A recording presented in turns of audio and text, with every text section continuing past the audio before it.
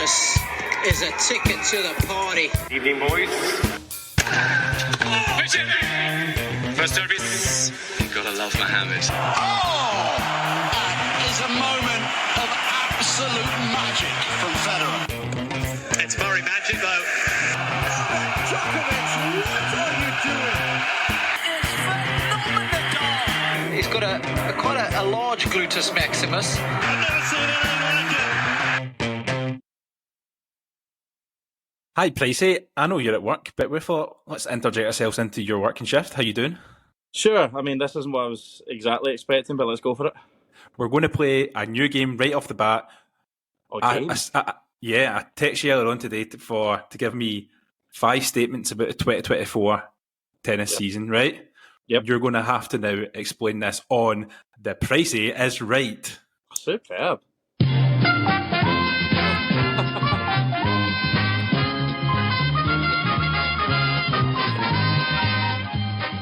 Now, Pricey, you're going to give me your first tennis statement of 2024, and me and Ross P are going to say whether we agree or disagree. You need 3 agrees to win the game. If you get 3 disagrees or more, you lose the game. So, Captain Price, what is your first one of the day? And this is like carrot in a box. Anyway, right, I'll go with my first hot take. I didn't realise I was going to be under so much pressure, and I'm glad I started with a sensible one. I think from the 2024 season that the ladies' game has developed further than the men's game. And by that, I mean we have more spread out winners, we'll say. Don't get me wrong, we have our dominant ladies at the top of the game, but I don't think there's anyone would deny we get a few more upsets, or we get a few women who we think should dominate but then don't. And we get that sort of mix through the season, and it's certainly spread across the tournaments. Okay. And why do you think it's improved more than the men? Yeah, what's... I don't think necessarily it's...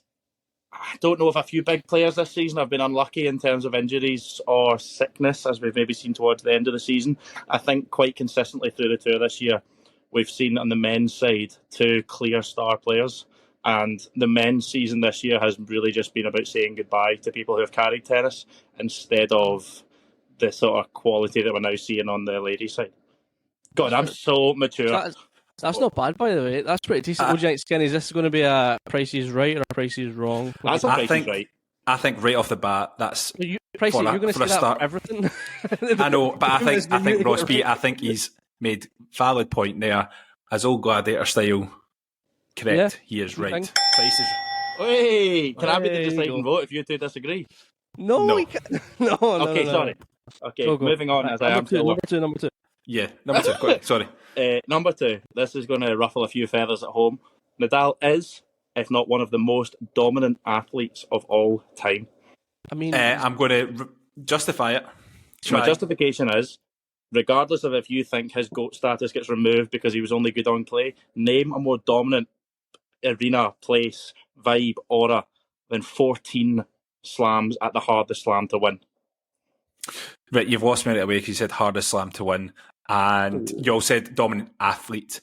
That means a whole year calendar, not just one place, which means you actually, if you said dominant at one venue, I would have given you it. So right away, gladiator, doom. No way, I'm not even getting that. That get less conversation than the women. No chance. Yeah, well, the women one, as soon as you said it, I thought, yeah, that's a pretty spot on take there. This one, I mean, you almost saved yourself with how you set it up, because you set it up as a, like, he is, or at least one of, and I was like, he is at least one of, but yeah, I just think the absolute number one. Specified the French off the bat. I'm not saying I'm not saying he's the greatest of everything, but like, who else can you say is that dominant? I mean, you got to look at people who aren't necessarily as physically dominant, like Ronnie O'Sullivan, for example, an unbelievably dominant athlete in his sport.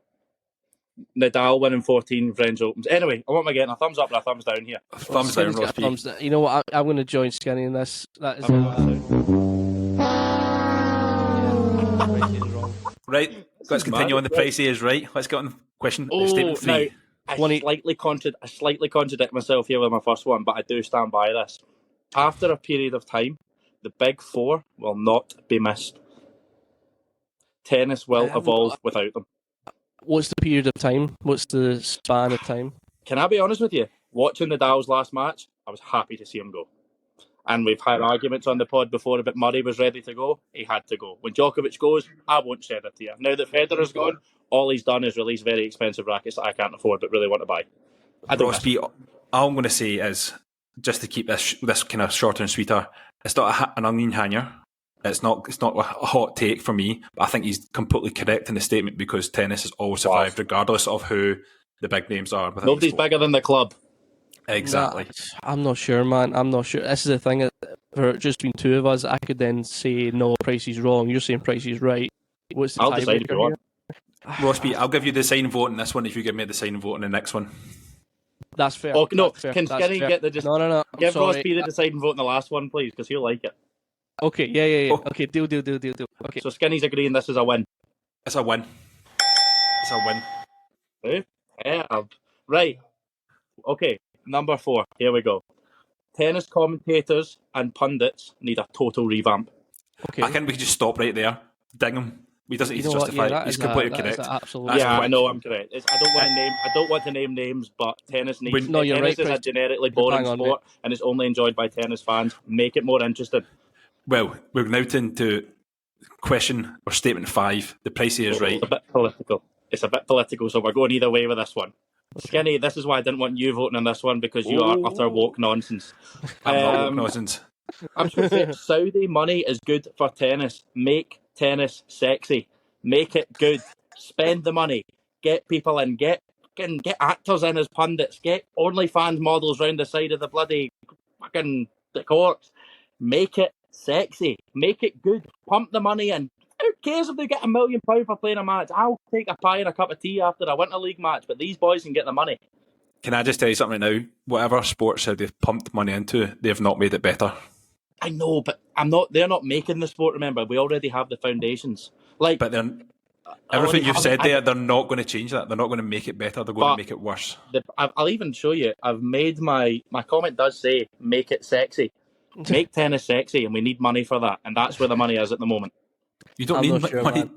I'm conflicted. No, because he just said there is not a single good-looking player in the top 10 of the men's tennis. Alcaraz gets a pass because he looks. How's the money going to fix that? What are you going to send everyone for plastic surgery? People just to arrive on the court. Like, how do I say this? If I got this is really, really niche. If I got Natalie Portman dressed as Padme, I would become a professional tennis player just to be there. You cannot justify this with Natalie Portman. Well, it's a shame, Skinny, how you gave away your rights. Ross P, hit me with a thumbs up, my boy. I know you agree. No. And one of the main reasons, I was almost with. I thought the horniest guy in the podcast might have actually agreed with that. The Saudi trailer of the boxing match coming up between the Second Fury almost got me there. I was like, the money in it, the production, maybe. Swinging, Ross P. Low-hanging swinger. Went the other way. One of the main reasons is because I put this jingle together and I really wanted to use it. So oh no! I'm going to say hang on. Before you vote, did I get a chance to redeem myself at another podcast? Yes, you can justify. Always. I think I'm about to take the L. Do you know what? Joe is the Pricey is right. Is been a wonderful game show. We'll phone you up during work again and we'll play it again. We will do. But for now, Ross P, hit for that. now, the Pricey is. The price is wrong, bitch.